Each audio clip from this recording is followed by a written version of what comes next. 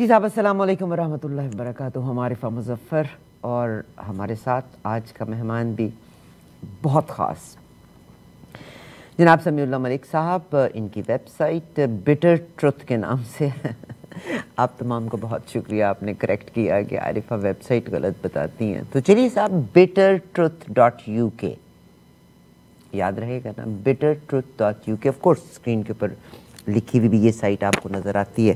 تو سمیع اللہ ملک صاحب کے آپ تمام کے تمام کالمز کو اسی سائٹ کے اوپر جا کے پڑھ سکتے ہیں. مختلف جگہوں پہ جو پروگرام کرتے ہیں آپ ان کو دیکھ بھی سکتے ہیں.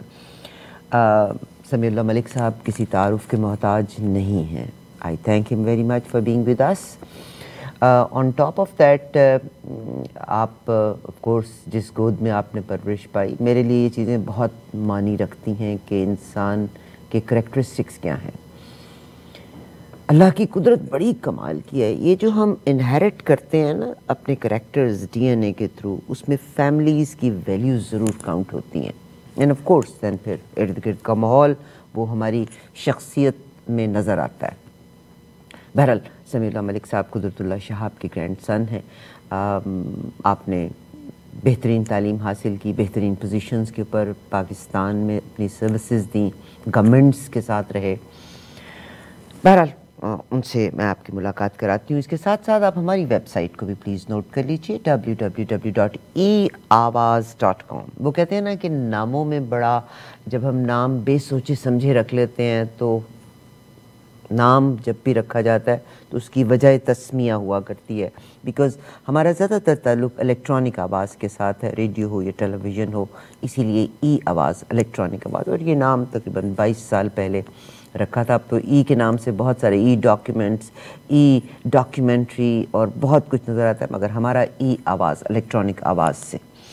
ہماری ویب سائٹ eawaz.com, ہمارا فیس بک ای آواز, فیس بک پہ آپ دیکھ سکتے ہیں, اور یہ تمام پروگرامز کو آپ وہاں دیکھ سکتے ہیں. آئی پی باکسز پہ ہم پاکستانی چینلز میں ای آواز کے نام سے ہی ہوتے ہیں. اینی ویز, بیشتر اس کے کہ میں اگلی بات کروں, ایک وارث شاہ کا ایک کلام میری نظر سے گزرا, مجھے بہت اچھا لگا.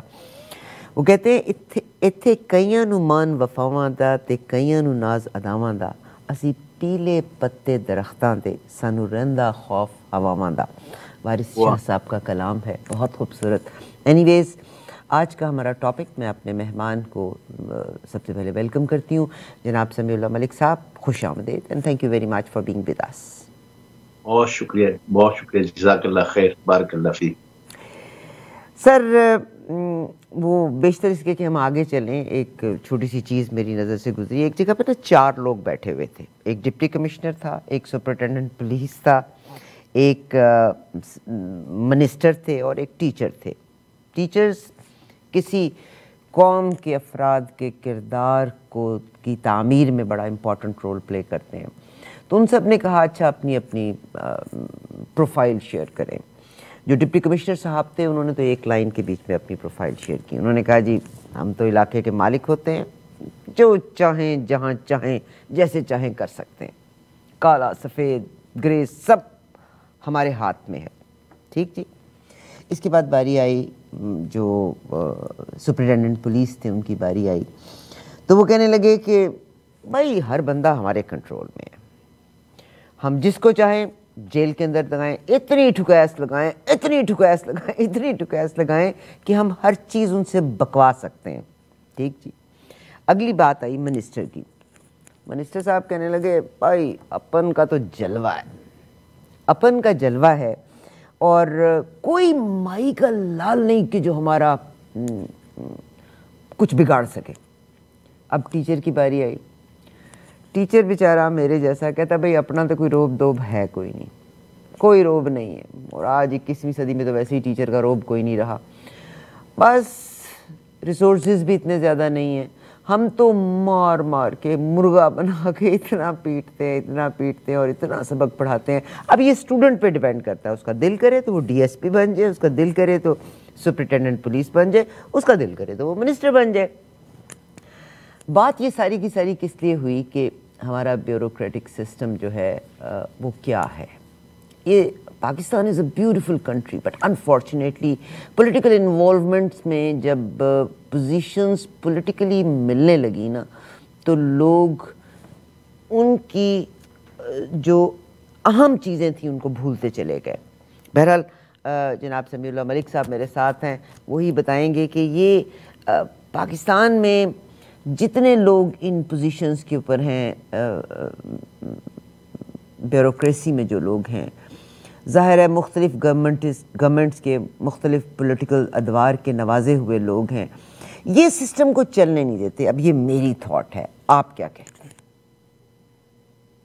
اعوذ باللہ السمیع العلیم من الشیطان الرجیم، بسم اللہ الرحمن الرحیم. یا ایھا الذین آمنوا کونوا قوامین للہ شہداء بالقسط ولا یجرمنکم شنآن قوم علی الا تعدلوا اعدلوا هو اقرب للتقوی واتقوا اللہ ان اللہ خبیر بما تعملون. صدق اللہ العلی العظیم. رب اشرح لی صدری ویسر واحلل عقدۃ من لسانی یفقہوا قولی. ربنا تقبل منا انک انت السمیع العلیم. آمین یا رب العالمین. آمین ثم آمین.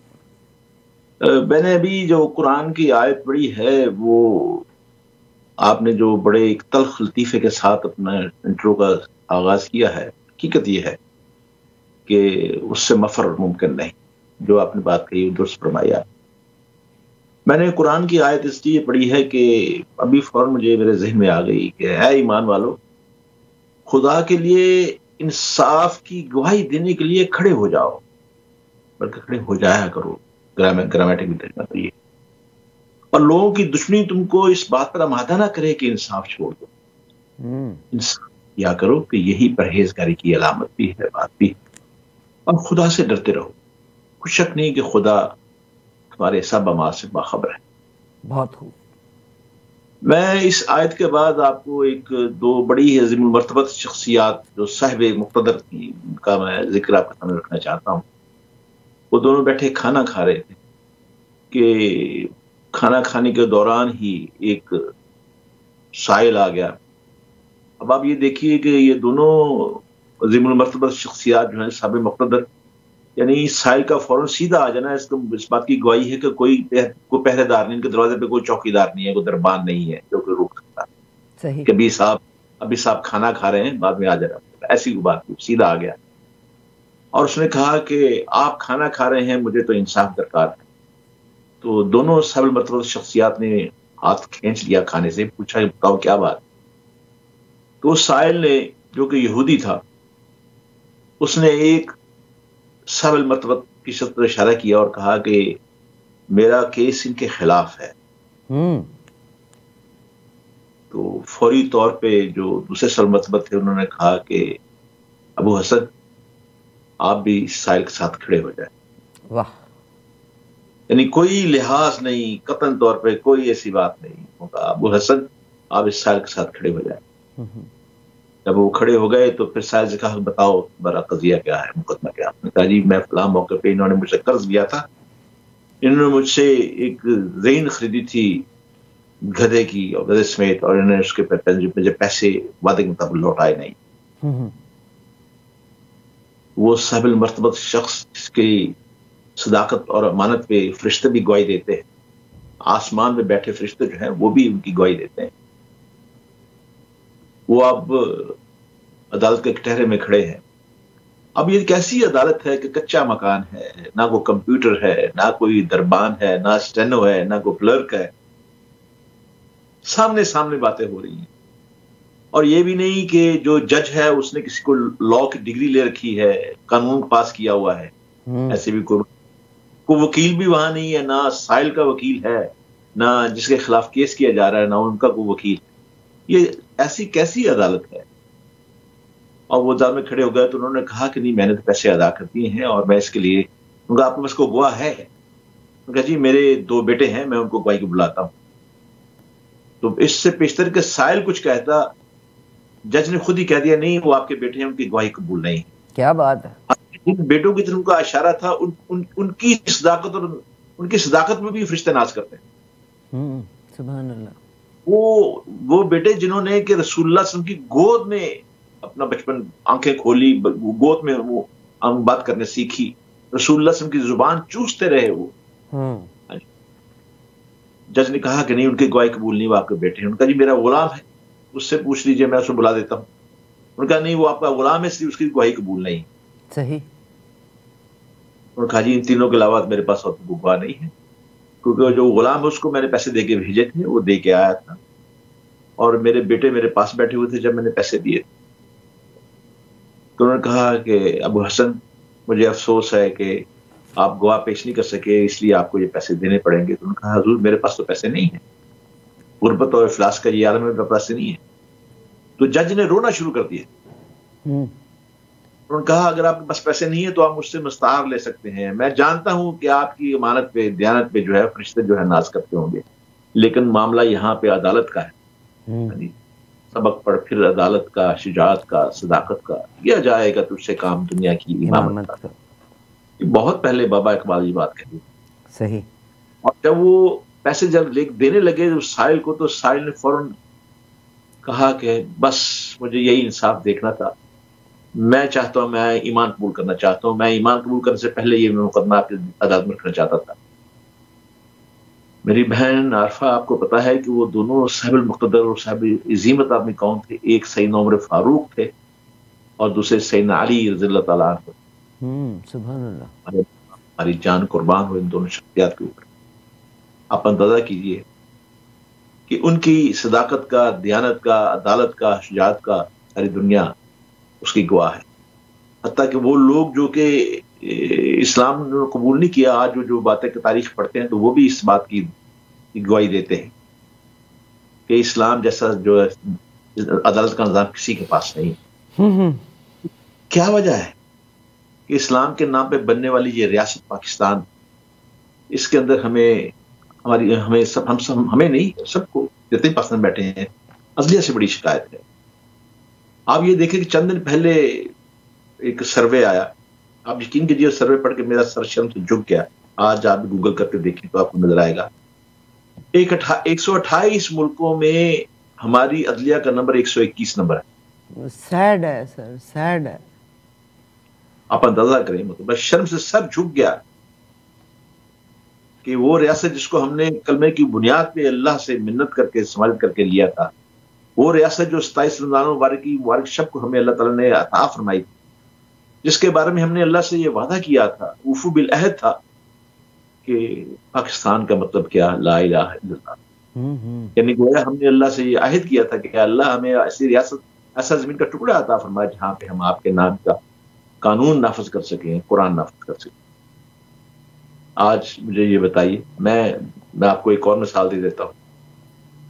آپ کو پتا ہے کہ ان دنوں ہمارے جسٹس فائز عیسیٰ جو ہے ان کے کیس کی سماعت چل رہی ہے اور بڑی دھوم ہے اس کی. جی سر.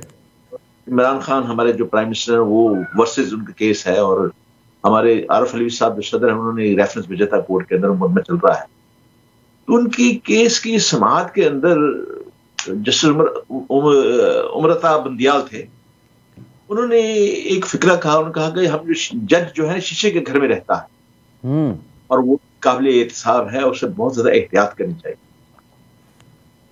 عارفہ بہن جب میں نے وہ یہ فکرہ پڑھا، ان کا یہ کمنٹ پڑھا میں نے، تو میں آپ کو پتا ہے کہ مجھے لکھنے کی بیماری ہے، اور میں ایک چیز جو بڑی حساس ہوتی ہے میرے دل پہ اثر بھی کرتی ہے. تو میں نے پوچھا کہ یہ کون سا شیشے کا گھر ہے؟ جج جو ہے، پہلی بات تو یہ ہے کہ جج کس کے سامنے جواب دے. اب ججوں سے کون سوال پوچھ سکتا ہے؟ کس کی مجال ہے کہ جج سے سوال پوچھ سکے وہاں پاکستان میں؟ ابھی تک یہ قضیہ کھلا ہی نہیں. پھر یہ ہے کہ اگر واقعی میں جسٹس صاحب عطا بندیال صاحب کی بات مان لوں کہ جج جو ہے وہ شیشے کے گھر میں رہتے ہیں، تو مجھے یہ بتائیے کہ آج اگر آپ عوام کو اس حق دے دیں تو کیا یہ شیشے کے گھر قائم رہ سکیں گے؟ کیا یہ شیشے کے گھر چکنا چوب؟ میں تو سمجھتا ہوں کہ ان کے تو ذرے بھی نہیں ملیں گے، ایسے برسیں گے. بتائیے، آپ دور نہ جائیں، اگر کوئی آج عدلیہ سے غلام قادر اور غلام سرور کے بارے میں پوچھ لے تو اس میں تو توہین عدالت لگا دی جائے گی اور سیدھا اسے جیل میں بھیج دیا جائے گا. یہ رحیم یار خان کے دو بھائی تھے، غلام سرور. جب سپریم کورٹ نے انہیں باعزت طور پہ بری کر دیا اور جو قاتل تھے انہوں نے آ کے اپنا جرم تسلیم کر لیا، تو سپریم کورٹ کو پتا چلا کہ ان دونوں حضرات کو تو ہائی کورٹ کے حکم سے 2 سال پہلے پھانسی بھی لٹکایا جا چکا ہے.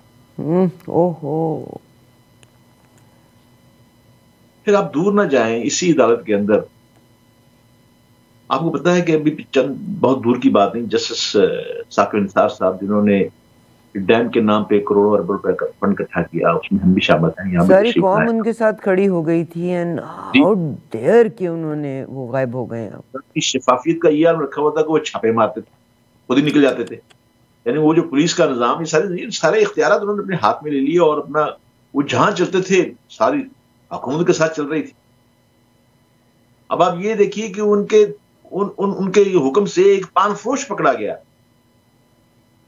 اور اس پان فروش کی کاروبار سے اندازہ لگا کتنا پیسہ والا ہوگا. پان فروش ایک کھوکا سا لگایا ہوا تھا اس نے، اور اس سے 6 دن کی سزا ہوگی، 5 دن کی سزا ہوگی، اسے 5 دن کے جیل بھیج دیا گیا. میری بہن آپ کو پتا ہے کہ وہ 5 دن کی سزا ختم کرنے کے لیے اسے کیس کا جو لگا 6 سال کے بعد اسے رہائی ملی جیل سے. یہ وہ فیکٹس ہیں جو میں آپ کے سامنے رکھ رہا ہوں، یہ وہ جو چیختے ہوئے فیکٹس ہیں، وہ چیختے حقائق ہیں جو کہ خدا داد پاکستان کی ریاست میں آپ کے سامنے رکھ رہا ہوں. بے شمار ایسی چیزیں. سر مگر میں آپ کی بات سے بالکل بجا ہے، جب وہ چھاپے مارا کرتے تھے، جایا کرتے تھے تو بھی ہم آپ صلی اللہ علیہ وسلم کے زمانے میں مڑ جایا کرتے ہوتے تھے کہ راتوں کو جا کے وہ دیکھا کرتے تھے کہ لوگ سکون سے رہ رہے ہیں کہ نہیں. تب بھی لوگوں نے بڑا اپریشیٹ کیا تھا.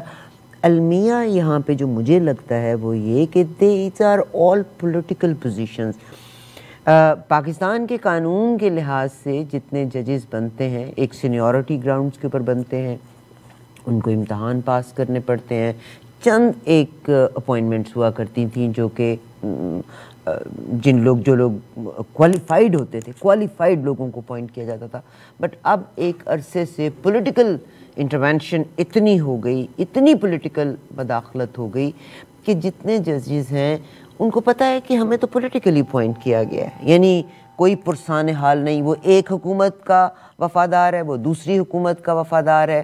تو میرا کہنے کا مقصد یہ ہے کہ سسٹم کو کرپٹ تو میں نے اور آپ نے کیا، ڈائریکٹلی یا انڈائریکٹلی، کیونکہ جو پولیٹیشنز بیٹھے ہیں ان کو کون لے کے آتا ہے؟ میں اور آپ.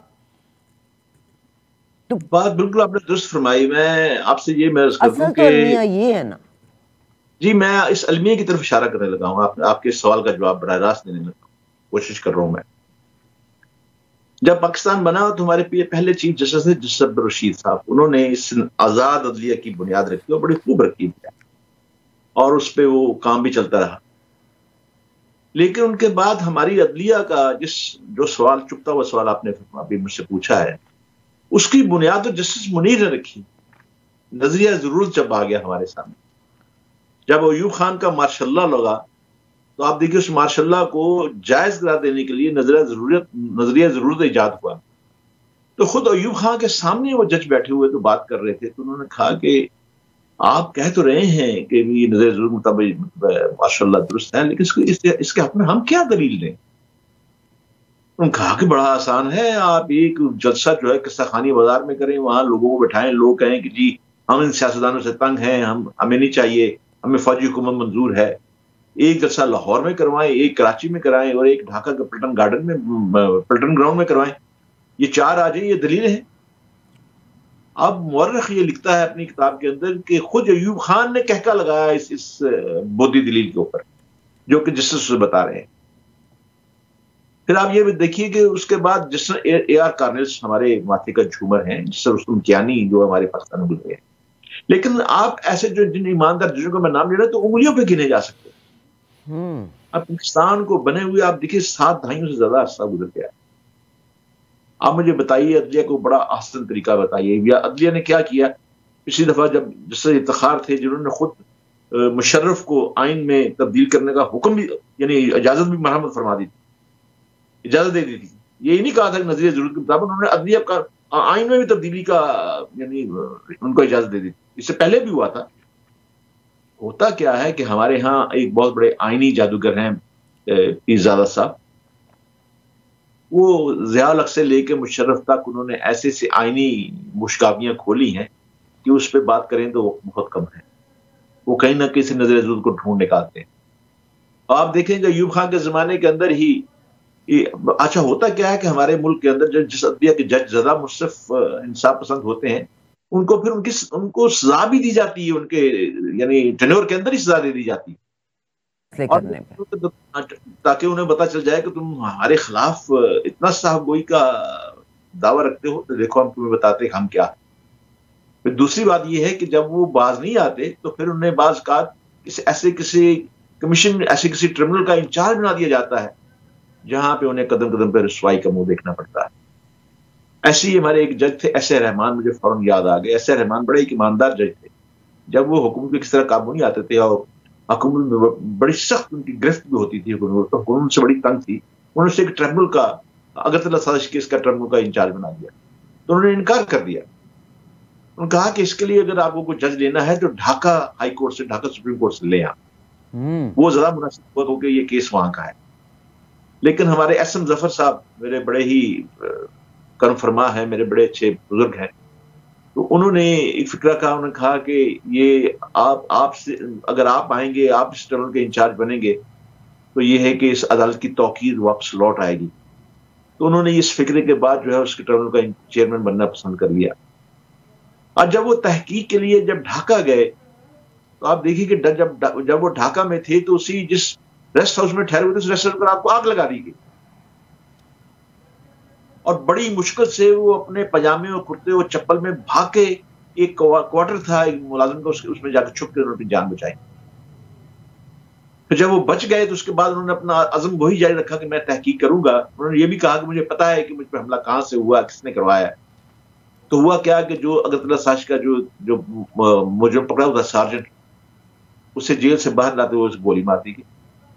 جس سے تحقیق کرنے جس کو طلب کیا تھا ایس اے رحمان صاحب نے، اس کو گولی مار دی گئی. یہ تو حال ہے. یعنی جہاں پہ آپ آزاد عدلیہ مانگ رہی ہیں، آزاد عدلیہ کی بات کر رہی ہیں، مطلب آپ دیکھیے نا مقننہ اور جو ایگزیکٹو اس کے اندر فرق کیا ہے. پھر یہ ہے کہ آپ نے جو بات کی کہ یہ سیاستدان بھی آپ نے بات کی، آپ دیکھیے کہ ہمارے جسٹس سجاد حسین شاہ، وہ بینگ اے جج، انہوں نے زرداری پریزیڈنٹ تھے، زرداری کی گاڑی کا جو گیٹ کھولا، جا کے خود ان کی کار کا گیٹ کھولا، اور اسی وہاں پہ آپ دیکھ لیجیے بعد میں وہ چیف جسٹس بنا دی گئی، آؤٹ آف دی وے، یعنی انہیں چیف جسٹس بنا دیا گیا. اب ایک جسٹس جو ہے وہ ایک عام سیاستدان کا جب گاڑی کا جا کے دروازہ کھولے گا تو عام پبلک پہ کیا اثر پڑے گا؟ آپ مجھے یہ بتائیے کہ جب وہ کھانا کھا رہے تھے دو عظیم المرتبہ آدمی، ان سے بڑے کوئی آدمی ہو سکتی ہے کیا؟ ان کی حکومت تو آپ کو یعنی اگر دیکھا جائے تو اسلام میں سب سے بڑی حکومت حضرت فاروق کی تھی. 3 بر اعظموں پہ ان کی حکومت تھی، ان کا سکہ چلتا تھا، ان کا حکم چلتا تھا. انہوں نے کھانا کھاتے ہوئے فوراً یہ کہہ دیا ابو حسن کھڑے ہو جائیں، آپ ساحل کے ساتھ کھڑے ہو جائیں، آپ کے خلاف جو ہے مجھے اب آپ کا مقدمہ سننا ہے. ان کے در پہ تو ان کے دروازے کوئی دربان نہیں تھا، کوئی چوکیدار نہیں تھا، کوئی وکیل نہیں تھا، کوئی پکی عدالتیں نہیں تھی، کمپیوٹر نہیں تھے، ایسی کوئی ترقی یافتہ چیزیں نہیں تھی. وہ کیسا دور تھا جس کو آج کی تاریخ، آج کی جدید تاریخ جو ہے بڑے سنہری حروف سے یاد کرتی ہے. صرف مسلمان ہی نہیں، جو مستشرقین ہیں اور دوسرے لوگ ہیں وہ بھی ان کو یاد کرتے ہیں، ان کی تاریخ یاد کرتے ہیں. آپ دیکھیں انہوں نے کتاب لکھی 100 بڑے آدمی، اور 100 بڑے آدمی میں پہلا نمبر جو ہے رسول اللہ اور لکھنے والا جو ہے بہت بڑے پادری کا بیٹا، آپ اندازہ کریں جس نے یہ کتاب لکھی. صحیح. اور پھر اس نے اپنی کتاب پہ سٹینڈ لیا، مقابلہ کیا اپنے سارے معاشرے کا کہ میں نے جو لکھا ہے صحیح لکھا ہے، اور ثابت کیا کہ میں نے صحیح لکھا ہے. صحیح. ہم تھوڑی سی ایک چھوٹی سی بریک لیتے ہیں اور واپس آتے ہیں. سمیع اللہ ملک صاحب، میں بلکہ جب بات کرتی ہوں ایوب خان کے دور کا ذکر آیا، یہ وہ دور تھا جب قدرت اللہ شہاب صاحب نے بھی بہت ساری چیزوں کو پوائنٹ کیا ہوا ہے. آپ ان کی کتاب میں نے بلکہ اب دوبارہ نکالی ہے، شہاب نامہ، اس کو پڑھنے کے لیے بہت ساری چیزیں اس کتاب میں بھی مینشنڈ ہیں. ہم ایک چھوٹی سی بریک لیتے ہیں، واپس آتے ہیں، ہمارے ساتھ رہیے گا.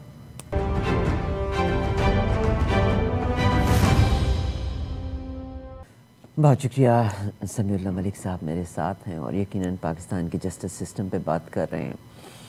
ظاہر ہے یہ تمام کے تمام مسائل میں، اور آپ روز ٹیلی ویژن پہ دیکھتے ہیں، سنتے ہیں، پڑھتے ہیں، وہ ایک کسی نے کہا نا کہ جب تمہیں کسی شہر میں چوروں کو حکمران بنتا دیکھو تو دو چیزیں اس کے لیے رسپانسبل ہو سکتی ہیں، ایک تو سسٹم بہت کرپٹ ہے، نمبر دو یا پھر وہاں کے عوام بے شعور ہیں۔ بہرحال میں اس پہ کوئی پوائنٹ نہیں لینا چاہتی۔ قرآن پاک کی ہی ایک آیت ہے وَأُفَوِّضُ أَمْرِي إِلَى اللَّهِ، یعنی یہ جو جج کی پوزیشن ہے یہ بڑی سیکرڈ مقدس مقام ہے، یعنی اللہ سبحانہ وتعالیٰ سب سے بڑا جج ہے جس کے پاس کسی وکیل کی ضرورت نہیں، کسی گواہ کی ضرورت نہیں ہے۔ اور ایک شخص جو ایک زمانہ تھا ہم ویلیوز کو گنوا بیٹھے، ایک زمانہ تھا کہ ہم ان چیزوں سے خوفزدہ ہوا کرتے ہوتے تھے، یعنی سب سے بڑی کتاب جو زندگی کا لایا عمل دینے کی ہے قرآن پاک ہے، ہم نے تو اس کو ایک سائڈ پہ کر دیا۔ وہ کہتے ہیں اللہ تبارک و تعالیٰ نے قرآن پاک میں کہا کہ مت بیچو قرآن کی آیات کو، مگر ہم اپنے مقاصد کے لیے شاید وہ بھی کر گزرتے ہیں۔ میں یہ جو آیت ہے وہ افوض امری الی اللہ، کہ میں اپنا معاملہ اللہ پہ چھوڑتا ہوں۔ لوگ اس لفظ سے ڈرا کرتے ہوتے تھے کہ انصاف کو پورا کرنا، مگر سمیع اللہ ملک صاحب میرا کنسرن جو ہے یعنی آئیڈینٹیفائی دا پرابلم، جیسے میں نے آپ سے کہا کہ غلط جج ہیں تو یا تو سسٹم کرپٹ ہے، سسٹم کرپٹ ہونے کی کیا وجہ ہے کہ ہمارے پولیٹیشنز پولیٹیکل اپوائنٹمنٹس کرتے ہیں اور اپنے ذاتی مفادات حاصل کرنا چاہتے ہیں، یعنی ذاتی مفادات کے لیے اگر وہ اپوائنٹ کرتے ہیں تو قانون تو پھر ایک مذاق ہو گیا نا، آپ کی مرضی کا شخص ہے، آپ جو فیصلہ چاہیں اس سے لینا چاہتے ہیں۔ اگلی بات کہ عوام بے شعور ہیں، یعنی اگر گورنمنٹ اپنے ذاتی مفاد اپنے ذاتی مقاصد کے حصول کے لیے ایسے لوگوں کو اپوائنٹ کرتی ہے جو ایلیجبل نہیں ہوتے اس پوائنٹ کے لیے، تو وہاں عوام کو اپنے کنسرنس کو رجسٹر کرنا ان کو کروانا چاہیے۔ اور آپ جیسے شخص، یعنی اللہ تبارک و تعالیٰ نے قلم کے بارے میں پہلی آیت ہی اس کے اوپر آئی ہے، مگر لکھنے والا لکھیں، لوگوں کو بیدار کریں۔ ہم اور چیزوں کے لیے تو برین واشنگ کر رہے ہیں، مگر ہم اپنے پولیٹیشنز کی اس چیز کے اوپر، گورنمنٹس کی اس چیز کے اوپر کہ یہ جو پولیٹیکل اپوائنٹمنٹس ہیں یہ نہیں ہونی چاہیے۔ کتنا پیسہ پاکستان کے پاس ویسے ہی پیسے کی کمی ہے، یعنی ججز جو غریب آدمی ہے اس کا مقدمہ لٹکتا رہ جاتا ہے، پیرول نہیں ملتا، جس کی طاقت ہے منی ٹاکس والی بات ہے، اس کو پیرولز بھی ملتے ہیں، اس کے فیور میں بھی فیصلے ہوتے ہیں، وہ گاڑیاں بھی چڑھا دے لوگوں کے اوپر تو اس کے اگینسٹ بھی کوئی فیصلہ نہیں آتا۔ They find loophole in every thing if the person has money. میرا تو کنسرن یہ ہے کہ اس کی کور کاز کیا ہے کہ ہمارے ججز جو ہیں وہ یعنی ان کا مرتبہ وہی ہے کہ زمین پہ رہتے ہوئے وہ جج ہیں، ویسے تو اللہ تعالیٰ سب سے بڑا جج ہے مگر زمین پہ رہتے ہوئے ان کو مقرر کیا جاتا ہے۔ Why they are not honest to their profession? بہت شکریہ۔ میں اس کی وضاحت کچھ اس طرح کروں گا کہ ہمارا جو آئین پاکستان، جو کانسٹیٹیوشن ہے ہمارا پاکستان، جس کے تحت ملک کو چلایا جاتا ہے اور چلایا جانا چاہیے، اس کا آرٹیکل 204 وہ کچھ ابہام اور کچھ وضاحت کے ساتھ یہ کہتا ہے کہ اگر کسی بھی زیر سماعت مقدمے میں ایسا اظہار خیال کیا جائے جو تعصب پر مبنی ہو یا مقدمے کے خلاف اس کے حق میں یا اس کے خلاف فضا بنا دے تو وہ توہین عدالت ہے، یا ایسا عمل جو فیصلوں پر اثر انداز ہونے کے لیے کیا جائے، یا عدالتوں میں کسی جج کو سکینڈلائز کیا جائے جیسے فائز صاحب کیا جا رہا ہے، یا عدالتوں کے خلاف نفرت پھیلانا، اس کا مذاق اڑانا، یہ سب ادبے کی توہین میں شامل کیا جاتا ہے۔ اب اس آرٹیکل کی روشنی میں اگر آپ دیکھیں عارفہ بہن، تو آج کل ہمارا جو سوشل میڈیا ہے سارے کا سارا اس کا وہ تو دن میں ہزاروں مرتبہ توہین عدالت کر رہا ہے۔ اگر یہ واقعی توہین عدالت ہے تو پھر عدالت ان پہ ہاتھ کیوں نہیں ڈالتی؟ اگر عدالت ہاتھ ڈالے تو پھر تو کئی 100 برس درکار ہوں گے۔ آپ مجھے بتائیے کہ آج تک کسی نے اس پہ ہاتھ نہیں ڈالا ابھی تک۔ میں یہ سمجھتا ہوں کہ پاکستان میں عدلیہ کا جو مجموعی کردار ہے وہ ہمارے درجنوں ججوں کا جھک جانا، یہ ہے سب سے بڑی اس کی توہین۔ اب آپ دیکھیے مشرف کے زمانے میں جب جس افتخار کی بات آئی تو کیا درجنوں جج جھک نہیں گئے؟ کچھ اگر ہٹ گئے، کچھ انہوں نے ہاتھ نہیں اٹھایا، لیکن باقی جو جھک نہیں گئے۔ جسٹس ڈوگر کا نام کون نہیں جانتا، اس نے کیا کیا میری دانست میں عدلیہ کی توہین جو عام افراد جو ہے وہ عام افراد یا میڈیا نہیں کرتا، یا میڈیا کے تبصرے یا تجزیے نہیں کرتے، یا میں اور آپ جو پروگرام کر رہے ہیں ہم نہیں کرتے. ہم تو وہ چیختی ہوئی فریادیں سامنے لانا چاہتے ہیں ججز حضرات کے ضمیر کو جگانے کے لیے، کن کے بارے میں ان کو پتا ہے، کن کے بارے میں کیا ہو رہا ہے. میں کہتا ہوں کہ عدلیہ کی توہین تب ہوتی ہے جب طاقتور افراد جو ہے عدلیہ کو ایک عام جنس سمجھ کے خرید لیتے ہیں، اپنے قابو میں کر لیتے ہیں، یا کہ اہل خانہ کو اس طرح دھمکایا جاتا ہے کہ انہیں اپنی جان کے لالے پڑ جاتے ہیں. یہ ہے توہین عدالت. اب آپ مجھے بتائیے ماورائے عدالت جو قتل ہوتے ہیں کیا یہ توہین عدالت نہیں؟ کیا اس سے عدلیہ کی توہین نہیں ہوتی؟ معمولی جرائم کے ملزم جو ہیں برسوں جیلوں میں سڑتے رہتے ہیں. میں نے اسے بتایا کہ ایک پان والے کو 5 دن کی سزا دی گئی، 6 سال کے بعد اس کی رہائی ہوئی. کیا یہ عدلیہ کی توہین نہیں ہے؟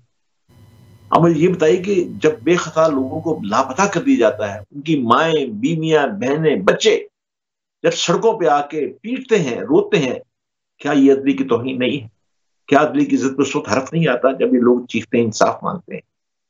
اب مجھے یہ بتائیے جب یہ مقدس ہماری جو مخصوص مقدمات میں انصاف کے جو مقدس دیوی جو ہے یہ لمبا گھونگھٹ تان کے بیٹھ جاتی ہے اور چہرہ سے اس کا گھونگھٹ صرف وہی طاقتور افراد ہی اٹھا سکتے ہیں، تو اس وقت عدالت کی توہین ہوتی ہے. وہی ہے عدالت میں. اب میں ایک اور بات بھی یہاں سے یہ کہنا چاہتا ہوں جو آپ نے سوال کیا ہے. ہم بحثیت قوم بھی کرپٹ ہو چکے ہیں، ہمیں اس بات کا بھی اعتراف. قرآن پاک میں اللہ تعالیٰ بالکل یہ کہتے ہیں کہ جیسی قومیں ویسے ان کے لیڈرز ہوا کرتے ہوتے ہیں. اس کا مطلب ہے کہ قصور ہمارا اپنا ہے. یہ ججز بھی آخر ہم میں سے ہیں. اب یہ دیکھیے کہ میں نے جب جسٹس افتخار کا معاملہ مشرف کے خلاف ہوا تو آپ میری ویب سائٹ جس کا بڑی محبت سے کمال مہربانی سے جس کا آپ ذکر فرماتی ہیں اس میں دیکھیے اس میں درجنوں کے حساب سے میرے آرٹیکلز پڑے ہوئے ہیں، انٹرویو پڑے ہوئے ہیں جو کہ میں نے آزاد عدلیہ کے بارے میں لکھے، عدالت کے بارے میں کہے بھی، اور مجھے اس کی، میں آج آپ کے سامنے اعتراف کر رہا ہوں، مجھے اس کی سزا بھی ملی، میں نے اس کی سزا بھی لیکن یہ کہ الحمدللہ اسی لیے آج تھوڑے سے آپ وہ کہتے ہیں نا بڑی احتیاط سے بیٹنگ کر رہے ہیں. میری دراصل میری جو باتیں ہیں، میرا اوڑھنا بچھونا، میری باتیں، میری آپ بھی سمجھتی ہیں میں آپ ہی کی باتیں کر رہا ہوں، عوام کی باتیں کر رہا ہوں. جب بات یہ ہے کہ جب ہم اپنے پورے معاشرے کے انحطاط پذیر پر نوحہ کنا ہوتے ہیں تو اس میں ہماری عدلیہ بھی شامل ہے، ہمارے دوسرے ادارے بھی. ہم سب کرپٹ ہیں، سب چور ہیں، بد اخلاق ہیں، بھٹکے ہوئے ہیں. سیڈ ہے سر، سیڈ ہے. ہم کیسے کہہ دیں کہ یہ عدلیہ جو ہم میں سے ہی اٹھنے والے چند عاقل افراد جو ہم چن کے لاتے ہیں یہ بالکل غلطی سے ماورا ہوں گے. لیکن بات یہ ہے کہ ہمارے پاس وہ منصب نہیں ہے جو منصب ان کے پاس ہے. اگر جج یہ کہتا ہے خود اپنے ساتھی جج کے بارے کے ہم شیشے کے گھر میں رہتے ہیں تو پھر اسے سوچنا چاہیے نا کہ شیشے کے گھر میں پتھر تو آ سکتا ہے، اور وہ کیسے اپنے آپ کو بچائیں گے. اس کو بچانے کا طریقہ یہ ہے کہ انصاف مہیا کیا جائے، انصاف دیا جائے، انصاف لیا جائے. اور وہ جب ہم اپنے نام کے ساتھ جو لاحقہ رکھتے ہیں محمد، احمد، عبداللہ وغیرہ وغیرہ سارے نام، سمیع اللہ، سب نام رکھتے ہیں، ویری سیڈ. تو کیا ہمیں یہ نہیں پتا کہ ہمیں مرنے کے بعد حساب دینا ہے؟ وہاں پہ آپ کی زبان بند کر دی جائے گی، پہرا لگا دی جائے گا، آپ تمام اجزاء وہاں پہ گواہی دیں گے. اب تو یہ بات بتانا، ثابت کرنا بڑا آسان ہو گیا، اس لیے کہ جب کبھی آپ ٹاک شو دیکھتے ہیں تو مختلف سیاستدانوں کے جو پرانے جو کلپس ہوتے ہیں وہ اینکر لگا سامنے دکھا دیتا ہے. اس کو یا تو جو اس کا جو مخاطب ہوتا ہے اس کو یعنی شرمندہ کرنے کے لیے یا اس کو بتانے کے لیے کہ تم نے پہلے یہ کیا کہہ رکھا، اور پھر وہ مختلف تعویلیں پیش کرتا ہے اپنے بیان کی، اور بعض کا شرمندہ بھی ہوتا ہے. اب مجھے یہ بتایا جائے کہ جب وہاں پہ کیا اللہ کے اپنے کام نہیں کر رہے؟ جب اللہ زبان پہ مہر لگانے کا، یہاں پہ میں آپ کا تجربہ بہت زیادہ، میں تو بہت ہی کمزور سا، اور میں تو زندگی کو ہنس کے بول کے گزارنے والوں میں سے تھی، مگر these our heart breaking things. ابھی آپ جو بات کر رہے ہیں نا کہ پولیٹیشینز، پوری دنیا کے پولیٹیشینز، آئی انڈرسٹینڈ کہ they manipulate, they play with people mind, they politicians, مگر دیکھیے ایک مرتبہ ہوتا ہے کہ آپ جج ہیں، آپ کی پوزیشن کیا ہے، جج کا رتبہ کیا ہے. تو میرا تو کنسرن صرف یہ ہے نا کہ پولیٹیشنز از اے پولیٹیشن، ٹھیک ہے، اس نے تو has to play with my mind, مگر جج کی جو پوزیشن ہے that is a total different position. زمین کے اوپر جج کیا ہے؟ انصاف کرنے والا. یعنی اس کا رتبہ زمین پہ اللہ تعالیٰ نے اتنا کمال کا رتبہ دیا ہے مگر وہ ڈس آنیسٹ ہیں. یہاں پر کیا ہمارا تعلیمی نظام میں کوئی فرق ہے یا ہم نے ریلیجن کو فار گرانٹیڈ لیتے ہوئے قرآن کی انڈرسٹینڈنگ نہیں ہمیں کہ ہمیں معلوم ہو سکے کہ اس مرتبے اور اس پوزیشن کی رسپانسبلٹیز کیا ہیں؟ آپ نے جو آخری فکرہ یہ فرمایا کہ ریلیجن کو ایز اے گرانٹیڈ ہم نے لیا ہوا ہے. جی دیکھیے بات بالکل درست ہے. ہم نے اپنے امتحانات اور ڈگریاں، یہ کاغذ کی ڈگریاں لینے کے لیے ہم نے سال محنت کی. CSS کے امتحان دیے، CSP کے امتحان دیے، لا پاس کیا اور پتہ نہیں کیا کیا ہم نے اپنے راحتوں کو جو ہے ترج کر دیا اس ڈگریاں لینے کے لیے. لیکن جو سب سے بڑی قانون کی کتاب ہے، جو کہ ہماری زندگی کی راہ عمل ہے، جو کہ ہماری زندگی کے تمام معاملات، تمام مشکلات کا علاج بتاتی ہے قرآن، کیا ہم نے اس کو پڑھنا، کیا اس کو سمجھنے کی کوشش کی ہے؟ ہم نے اسے طوطے کی طرح پڑھا ہے. ہم سمجھتے ہیں کہ ہر لفظ کے اوپر 10 نیکیاں ہیں، اس میں کوئی شک نہیں نیکیاں ہیں. مگر معنی اصل میں تو قرآن پاک لایا عمل زندگی کا میرا مینول ہے نا، مائی لائف مینول از قرآن پاک. قرآن کا تو مطالبہ ہے نا. قرآن دیکھیے نا، میں عرض کروں کہ اگر میں آپ کو آج، میری بہن آپ کو میں فرینچ زبان کی یا جرمن زبان کی کتاب دے دوں تو آپ نہیں پڑھ سکیں گے. ہم زبان سے نابلد ہیں. آپ اس کا ٹائٹل دیکھیں گے اور کتاب کو بڑے محبت سے ایک سائڈ پہ رکھ دیں گے. لیکن ہم قرآن کو، دنیا میں سب سے زیادہ پڑھی جانے والی کتاب قرآن ہے اور بغیر سوچے سمجھے، بغیر اسے میں پڑھا جاتا ہے، اسے چوما جاتا ہے. آج کل تو ہم نے یہ کر دیا ہے کہ اس قرآن کو کئی غلافوں میں لپیٹ کے گھر کے اوپر رکھ دیا جاتا ہے تاکہ اس کی بے ادبی نہ ہو. پھر کبھی کبھی یاد آتا ہے تو 3 4 6 مہینے کے بعد اسے اتار کے گھر اس کی جھاڑ کے تو پھر اس کو اوپر رکھ دیا جاتا ہے. یہ تو ہم نے اس قرآن کے ساتھ معاملہ کیا ہوا ہے جو کہ ہماری زندگی کے تمام مسائل کا حل بتاتی ہے. اب دیکھیں نا قرآن کا مطالبہ کیا ہے؟ افلا یتدبرون القرآن. تم قرآن پہ غور کیوں نہیں کرتے؟ تدبر کرو، غور کرو. تو غور کیوں نہیں کرتے اس کو؟ غور تبھی کریں گے جب اس کا معنی آئے گا. ہاں بالکل. پھر یہ کہ قرآن تو ہمیں کہتا ہے، جو آپ اب یہ بھی آپ کے سوال کا جواب کہ لما تقولون ما لا تفعلون، وہ بات کیوں کہتے ہو جس پہ تم خود عمل نہیں کرتے. اگر آپ اسی کتاب، اسی فکرے کا اگر آپ اندازہ کر لیں، آپ اس کا معنی سمجھ جائیں تو پھر تو آپ اتنے محتاط ہو جائیں گے. آپ کو انصاف دینا بھی ہے، لینا بھی ہے، بڑا آسان ہو جائے گا. پھر دیکھیے اللہ نے تو قرآن میں صاف کہہ دیا ہے والعصر. اللہ تعالیٰ نے وقت کی قسم کھائی. اللہ نے مختلف چیزوں کی قسم کھائی ہے. وقت کی قسم اس لیے کھائی کہ وقت سب سے پرانا ہے. جب سے وقت شروع ہوا ہے، اللہ کی ذات کو، اللہ کے اعمال کو، اللہ کے عذاب و تعذیر، قانون، سب چیزوں کا یہ وقت دیکھ رہا ہے. اللہ نے اس وقت کو قسم اس کی کھا کے بتایا دو کو، والعصر، قسم ہے زمانے کی، ان الانسان لفی خسر، بے شک انسان خسارے میں. کوئی تخصیص نہیں لگی، سب انسان خسارے میں.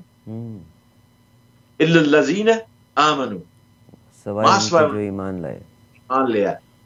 الا الذین آمنوا وعملوا الصالحات، جنہوں نے عمل صالح کیا. صحیح. اور وتواصوا بالحق، اور حق کی تلقین کی.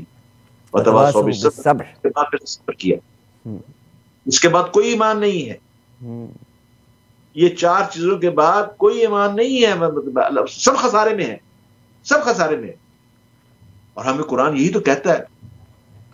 قرآن یہ کہا نا، ادعوا الی سبیل ربک بالحکمۃ والموعظۃ الحسنہ، بدعوت دو، طرف بلاؤ، بڑی حکمت کے ساتھ موعظت کے ساتھ. اسی قرآن میں یہ اللہ تعالیٰ نے کہا، تم لوگ کنتم خیر امت اخرجت للناس تأمرون بالمعروف وتنہون عن المنکر تؤمنون باللہ. بہت خوب. اللہ نے ہماری یہ ڈیوٹی لگائی. انہوں نے کہا کہ تم بہترین لوگ ہو، you are the chosen people, you are selected people, you are, تم منتخب کیے لوگ ہو. جو کام نبی کے کرنے والے ہیں آج تم کر رہے ہو. یہ ہمیں مخاطب کیا کر، قرآن مخاطب کر رہے ہیں، وہ کام تم کر رہے ہو. کیا کہ نیکی کا حکم دو اور برائی سے روکو اگر تم ایمان والے ہو. یعنی ہمارے ایمان کے کمپلیٹ ہونے کی، ایمان والے ہونے کی نشانی بتا دی کہ ہمیں یہ کام کرنا، یہ کام کریں گے تو پھر ہمیں ایمان والے. سر ساری باتوں کا معاملہ تو پھر وہیں کا وہیں آ جاتا ہے کہ قرآن پاک نے ہم سے براہ راست کلام کیا اللہ نے. But at the end of the day اگر ہمارا جسٹس سسٹم ہی کرپٹ ہے، اگر ایک جج، اور کیوں نہیں ان کی ذات پہ یہ الفاظ ان کو سمجھ آتے کہ ان کا مرتبہ، ان کی پوزیشن، غریب آدمی تڑپ رہا ہے، یعنی اس کے پاس پیسے نہیں، کیسز سال ہا سال سے عدالتوں میں، مگر امیر آدمی بندہ بھی مار لے تو باہر نکل گئے، حکومتوں کے ساتھ فیور ہے. یہ کیسے چینج ہوگا؟ Actually we need the medicine. کیا کریں کہ یہ چیز چینج ہو؟ یہ جو روش ایک بن گئی پولیٹیکل اپوائنٹمنٹس. میں یہ بات کرتے ہوئے تھوڑا ڈر بھی رہا ہوں، اللہ تعالیٰ کے خوف سے بھی ڈر رہا ہوں. میں یہ ہے کہ جب آپ دیکھیے، جب کسی مریض پہ کوئی دوائی اثر نہیں کرتی، کوئی علاج اثر نہیں کرتا، تو اس کے بارے میں ڈاکٹر جو ہے وہ جواب دے دیتے ہیں. وہ سے کہتے ہیں لے جائیں جی آپ سے، لیٹ نیچر ٹیک کورس. نا مطلب وہ قدرتی ہے، کوئی اس کا فیصلہ کرے، یعنی موت ہمارے ہاتھ میں نہیں ہے. قرآن بھی ہمیں کہتا ہے کہ جب ایسا جب ہو جائے، سمن بکمن عمجن فہم لا یرجعون، بہرے ہیں، بند ہیں ان کی آنکھیں، کان پہ، تمام حصے، دلوں پہ، ہر چیز پہ مہر لگا رہے. پھر ہوتا کیا ہے کہ پیسہ اس کو ہم اپنا رب بنا لیتے ہیں. مائی گاڈ. کیا آپ نہیں دیکھتے کہ ہمارے اسی ساکر نثار نے اپنے جب بچے کی شادی کی تو کتنے کروڑ روپے خرچ کر دی اس نے شادی کو. اس کی ساری عمر کی کمائی اگر جمع کر لی جائے تو وہ شادی کی ایک رات کے برابر ہوتی. تو لوگ کیا، اب لوگوں کو سمجھانے کی ضرورت تو نہیں ہے اس بات کی. آپ یہ دیکھیے کہ میں آپ سے اکثر اپنے لیکچرز میں بھی یہ باتیں میں کرتا ہوں اور انٹرویو میں کرتا ہوں. میں کہتا ہوں کہ یہاں کا جو سسٹم بن گیا یہاں، کیا وجہ ہے کہ میں برطانیہ کے اندر انڈر گراؤنڈ میں جب میں سفر کرتا ہوں تو میرے ساتھ ملک کا وزیر اعظم بھی سفر کرتا ہے. صحیح. کینیڈا کے وزیر اعظم نے تو کمال ہی کرتی ہے، وہ تو بہت ہی عوامی آدمی ہے. یہاں پہ وزراء جو ہیں ہمارے، وہ بھی گاڑیوں میں، ٹرینوں میں سفر کرتے ہیں، ہمارے ساتھ ہی سفر کرتے ہیں. اور جب کوئی بوڑھی خاتون یا بوڑھا مرد اگر آ جائے تو فوراً اپنی سیٹ خالی کر کے اسے دے بھی دیتے ہیں، بیٹھے آپ، کوئی پرواہ نہیں کرتا. اس لیے یہ قومیں قابل عزت ہیں، ان کی عزت ہوتی ہے، ان کا توتی بولتا ہے، ان کا حکم چلتا ہے. دیکھیے حضرت علی رضی اللہ عنہ کا قول ہے کہ کفر کی حکومت قائم رہ سکتی ہے، ظلم کی حکومت قائم نہیں رہتی.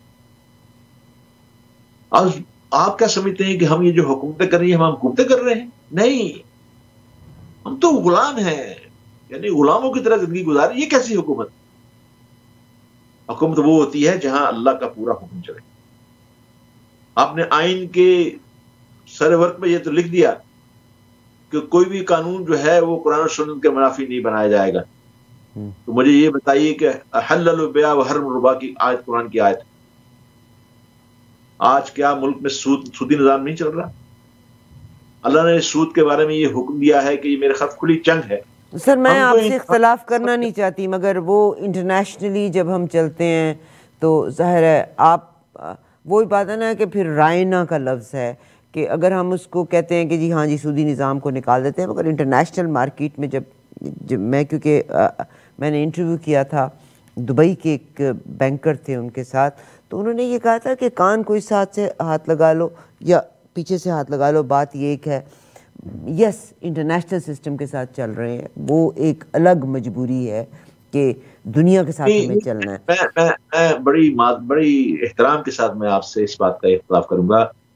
کئی کانفرنسز میں شریک ہوں اس معاملے میں. پورا قرآن بینکنگ کا قرآن نظام دیا گیا ہے، اس کو سامنے آنے نہیں دیا جا رہا ہے، میڈیا میں نہیں آنے دیا جا رہا، کتابوں لکھا ہوا ہے. مگر سر سعودی عربیہ بھی جو قرآن کو سمجھتے ہیں کیونکہ انٹرنیشنل سسٹم کے ساتھ چلتے ہیں تو وہ نظام ہے.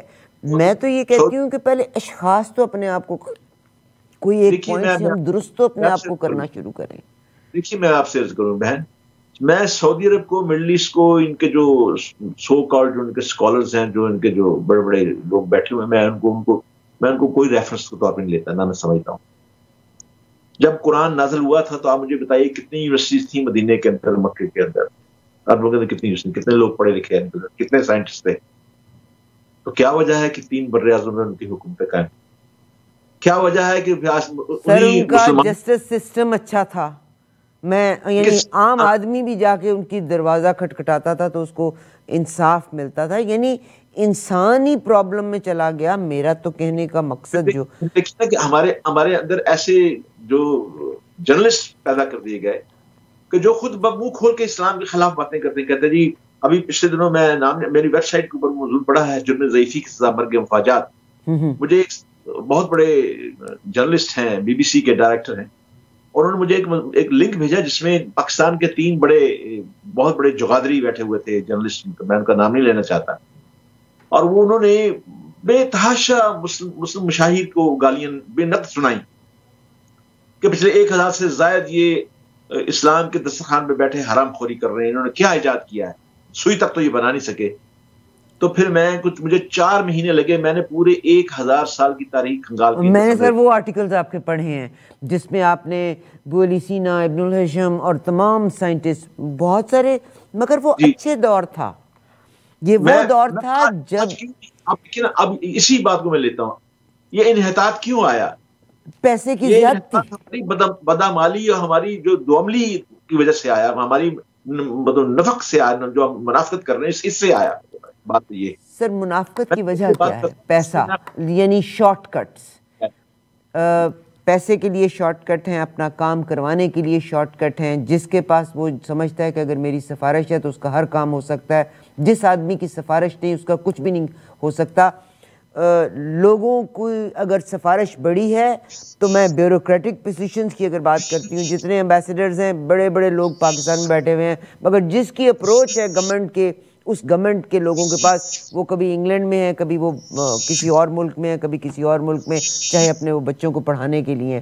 مگر ایک عام آدمی کی المیہ میں گھوم گھوم کے وہیں آ رہی ہوں. آئی ایم سو سوری, میں اپنے سبجیکٹ سے ڈیویٹ بھی نہیں کرنا چاہتی.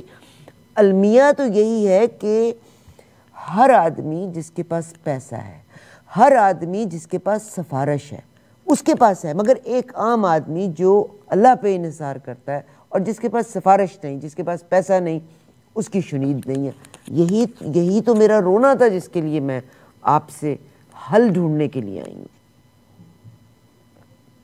دیکھیے گزارش یہ ہے جو میں آپ سے پھر دوبارہ عرض کر دوں کہ جو انحطاط جو ہم پہ آیا ہے اس میں دوعملی ہماری بھی شامل ہے, ہماری قوم کی بھی. ہماری قوم کو جو ذریعہ تعلیم ہے, آپ دیکھیے ذریعہ تعلیم ہمارا کون سا بنا دیا گیا.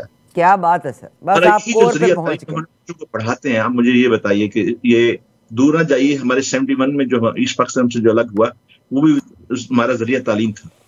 ایسٹ پاکستان کے اندر جو ہمارے, آپ مجھے بتائیے کہ ایسٹ پاکستان کے اندر 13,000 ہندو ٹیچر دینیات پڑھاتے تھے. آپ اندازہ کریں وہ دینیات کیا پڑھاتے ہوں گے. وہ بھی چیزیں سامنے آئی جو رپورٹ کے اندر, جب حمودالدین کمیشن رپورٹ کے اندر وہ بھی چیزیں موجود ہیں, وہ بھی چیزیں ساری عام سامنے آئی کہ وہ ہندو دھرم کا پرچار کرتے تھے. ہم خود یعنی تنخواہیں ہم اپنی جیب سے دے رہے ہیں ہندو اساتذہ کو, اور پڑھا وہ ہندو کلچر رہے ہیں. مطلب آج ہمارے پاکستان میں کیا ہو رہا ہے, ہمارا تعلیمی نظام 5 تعلیمی نظام اس پاکستان میں چل رہے ہیں. بیکن ہاؤس کا الگ نظام تعلیم ہے, انگلش اسکولوں کا الگ نظام تعلیم چل رہا ہے, حکومت کے اسکولوں کا الگ نظام تعلیم ہے. اب یہ دیکھیے کہ اب ہر آدمی کی خواہش یہ ہے کہ وہ پرائیویٹ اسکولوں میں یا گورنمنٹ اسکولوں میں بچے نہ پڑھائے, پرائیویٹ اسکولوں میں پڑھائے, اور جس کی تھوڑی توفیق ہے, باقی جو لاکھ 1.5 لاکھ روپے مہینے کی فیسیں دے سکتا ہے اپنے بچوں کی, وہ بیکن ہاؤس کو استعمال کرتا ہے. بیکن ہاؤس کا نصاب آپ کے سامنے ہے. آپ سے دیکھیے کہ نصاب کے اندر سے جہاد کی آیات نکال دی گئی, آپ کی اسلامی تاریخ کی جو کتابیں وہ جو واقعات ہیں وہ نکال دیے گئے. آپ کے بچوں کو آج یہ نہیں پتا. آپ اندازہ کیجئے کہ میں آج سے 2 سال پہلے کی بات ہے, ہمارے ہاں ایک سکھ فیملی کی شادی تھی, تو انہوں نے مجھے بلایا. تو میرے کو دوست ہیں, تو ان کی فیملی میرے ساتھ ہے. ان کی بچی جو کہ کالج میں پڑھتی تھی, مجھے انہوں نے کہا کہ انکل یہ بتائیں کہ یہ آگ کے گرد پھیرے کب لیں گے. تو میں نے کہا کہ یہ سکھ وہ ہندو حضرات کرتے ہیں, آگ کے گرد پھیرے لیتے ہیں, یہ نہیں کرتے, مطلب بھائی یہ سکھ ہیں. تو انہوں نے کہا اگلا سوال سنیے. سوال سے کیا کہتے, اچھا تو مسلمان بھی نہیں کرتے, آگ کے گرد پھیرا نہیں لیتے. میں حیران ہو گیا. یہاں تو میں آپ کو بتاتی ہوں اس بچی نے یہ سوال کیوں کیا, کیا کر رہے ہیں بچوں کو, کیا تربیت کر رہے ہیں. اندرا گاندھی صاحبہ نے ایک زمانے میں کہا تھا کہ ہماری فلمیں ہی برین واش کرنے کے لیے بہت ہیں. Again that is a part کہ بچے وہ فلمیں دیکھتے ہیں. ہم نے ہر جگہ پہ اپنے چیزوں کو محدود کر کے رکھ دیا. بہرحال ٹائم بالکل اجازت نہیں دے رہا. اتنا اچھا لگا, اگر مجھ سے گستاخی ہوئی تو میں معافی کی خواستگار ہوں. مگر یس, میرا کنسرن ضرور ہے. میرا کنسرن ہے کہ ہم کس راستے پہ چل رہے ہیں. یعنی اگر میرے پاس سفارش نہیں, میرے پاس پہنچ نہیں, تو میں سمجھوں کہ میں عدالتوں کے چکر کاٹتی رہوں گی. مگر وہ جو جج زمین کے اوپر اللہ نے فیصلہ کرنے کے لیے، وہ قرآن کی آیت ہے نا کہ جس کو چاہے وہ عزت دیتا ہے، جس کو چاہے ذلت دیتا ہے، جس کو چاہے وہ بادشاہت دیتا ہے، جس کو چاہے وہ فقیری دیتا ہے. تو اگر اللہ نے اس شخص کو جج بنایا ہے یا چیف جسٹس بنایا ہے تو اس کی آبلیگیشنز ہیں اس کی پوزیشن کی. مگر اگر ایک عام آدمی اس سے مفید نہیں ہو سکتا، وہاں پہ منی ٹاکس کا معاملہ آتا ہے. تو یہاں پہ ہماری حکومتوں کو بھی سوچنا چاہیے، اینڈ آئی تھنک ہماری آرمی کو بھی ضرور سوچنا چاہیے، اینڈ آئی تھنک میرے اور آپ جیسے انسانوں کو بھی اس کے بارے میں ضرور سوچنا چاہیے. سر آپ کا بہت شکریہ، بہت شکریہ فار بینگ ود اس. اللہ تعالیٰ پاکستان کا حافظ و ناصر رہے. آپ بھی آج بلکہ ملک صاحب آپ نے بھی بلکہ سنا ہوگا نیا ایک تجویز آئی ہے کہ پاکستان میں عربی مسٹ کر دی جائے. بھائی اللہ کے نیک بندو، ریلیجن ماں باپ کی رسپانسبلٹی ہے to teach religion to the children and don't take it for granted. آپ خود بھی ترجمے کے ساتھ قرآن پاک پڑھیں، اپنے بچوں کو بھی پڑھائیں. اور مت سمجھیے گا کہ میں صرف یہ کہہ رہی ہوں. یس مائی مدر ڈیڈ اٹ، اور الحمدللہ آپ اس گفتگو کو سمجھ سکیں کہ اللہ تعالیٰ نے میری اور آپ کی رسپانسبلٹی کیا بنائی. مگر انٹرنیشنل لیول کے اوپر رہنے کے لیے the international language is English. آج رشیا اپنا موقف ہی نہیں پوری دنیا کو بتا رہا کیونکہ ان کے پاس CNN نہیں ہے. انگریزی دنیا جہان میں سمجھی جاتی ہے. CNN اپنے ہر موقف کو دنیا کے کونے کونے تک پہنچا دیتا ہے. میں آپ سے ایک اور عرض کر دوں کہ بہن آپ نے انگلش کی جو ذکر کیا ہے جی، تو مجھے یہ بھی بتا دیجئے کہ کیا چین، جاپان، جرمنی اور اس طرح کے اور 68 ممالک جو کہ ترقی کو چھو رہے ہیں، یا اس وقت 11 ممالک جو ہیں ترقی کی معراج پہ ہیں، ان 11 ممالک کی زبان انگریزی نہیں ہے؟ میں ایگری کرتی ہوں، مگر آپ یہ بھی دیکھ لیجئے گا کہ چائنا میں آپ اپنے گھر کے اگینسٹ بھی نہیں چل سکتے. آپ اگر ہم پک اینڈ چوز تو سر نہیں کر سکتے نا. جب آپ ایک دین کو فالو کر رہے ہیں تو اس میں بعض چیزیں مجھے پسند ہوں گی، بعض نہیں پسند ہوں گی. میں نے وہ پورا کا پورا پیکج لینا ہے، یا تو ہم پیکج میں زبان کے خلاف نہیں ہوں بہن، میں زبان کے خلاف نہیں ہوں. ساری زبانیں اللہ کی ہیں، ساری زبانیں اللہ کی ہیں. مجھے بے شمار موقع پہ میں انگلش میں لیکچر دینا پڑتا ہے. یہاں مجھے ملک سے نکلے ہوئے 50 سال ہو گئے. لازمی بات ہے کہ میں کسی امریکن یا فورنر سے پنجابی اردو میں تو بات نہیں کر سکتا، انگریزی میں بات کرتا ہوں. ایک ذریعہ اظہار تو ہے آپ کا. میں یہ نہیں کہہ رہا، میں اس تعلیم کی طرف، ذریعہ تعلیم کی طرف اشارہ کر رہا ہوں. ذریعہ تعلیم کی طرف اشارہ کر رہا ہوں کہ ہم اتنے نالائق ہیں کہ اپنے بچوں کو ہم اپنی زبان کے اندر بھی وہ نہیں دے سکے. اب دیکھیں نا، اب آپ نے اگر CSP کا امتحان دینا، PCS کا امتحان دینا یا بڑا مقابلے کا امتحان دینا تو آپ کو انگریزی نہیں دینا پڑتا. صحیح. حالانکہ اردو میں پڑھے لکھے جو بچے ہیں وہ بہت زیادہ قابل، بہت قابل ہیں. ہمارے یہاں مصیبت یہ ہے کہ جو آدمی انگریزی نہیں پڑھ سکتا اسے سب سے کمزوری میں مبتلا کر دیا جاتا ہے کہ یہ اس کی تعلیم جو ہے بہت انگریزی نہیں بول سکتا، انگریزی کے چند فکر نہیں بول سکتا. اور خاص طور پہ جب وہ انگریزی منہ ٹیڑھا کر کے بولے تو اسے اور زیادہ پڑھا لکھا آدمی سمجھا جاتا ہے. یہ بات ہے، میرا اشارہ اس طرف تھا. بہرحال بہت شکریہ. بہت سارے دکھ ہیں، بہت سارے غم، مگر میں پاکستان کو جب دیکھتی ہوں ایک عام آدمی کا مگر عام آدمی بیچارہ بچے پیدا کر کے خوش ہے، بس اسی میں، اسی خوشی کے بیچ میں ہی، اور تو کچھ اس کے پاس اویلیبل نہ قانون تک اس کی پہنچ ہے. مگر جو قانون دان ہیں وہاں پہ منی ٹاکس. اجازت دیجئے سمیع اللہ ملک صاحب، اگر مجھ سے اگین کوئی گستاخی ہوئی تو میں معافی کی خواستگار ہوں. یس، ایک دکھ ہے جس کو میں نے آپ کے ساتھ شیئر کیا، اور مجھے یقین ہے کہ آپ کے پاس ان تمام سوالوں کے جواب ہیں. شاید اسی لیے میں نے یہ سوالات آپ سے کیے. سامعین، آپ سے بھی اجازت چاہتی ہوں. آپ لوگوں کا بہت شکریہ. شکریہ سر، شکریہ. کوئی غلطی ہوئی تو please we look forward for your feedback. اجازت دیجیے ابھی.